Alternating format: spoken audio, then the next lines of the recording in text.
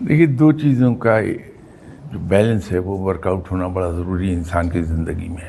اگر ہم نے بچے کو صرف پمپر ہی کیا ہے، اس کو شاباشی ملی ہے ہر وقت، تو وہ اس کو انکار سننے کی عادت نہیں رہے گی. اور یہی چیز جو انکار سننے کی عادت نہیں ہے، یہ اس کو لیڈ کر جائے گی پریکٹیکل لائف میں کہ وہ ناکامی کو فیس نہیں کر پائے گا. اور کامیابی کا راستہ یاد رکھیے ناکامی سے نکلتا ہے.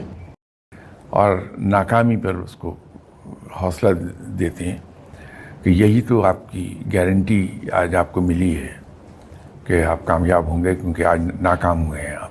بات صرف اتنی ہے کہ آپ نے اس ناکامی کو کامیابی میں بدلنا ہے. اگر ان لائنز پر ہم نے رکھا، دونوں کے درمیان ایک بیلنس ورک آؤٹ کر لیا کہ پیمپر بھی کرتے ہیں اس کو، ٹھیک ہے سر، اور اس کے ساتھ ساتھ اسے انکار سننے کی عادت ڈالتے ہیں، تو سمجھ لیجیے کہ بڑا کامیاب ہوگا.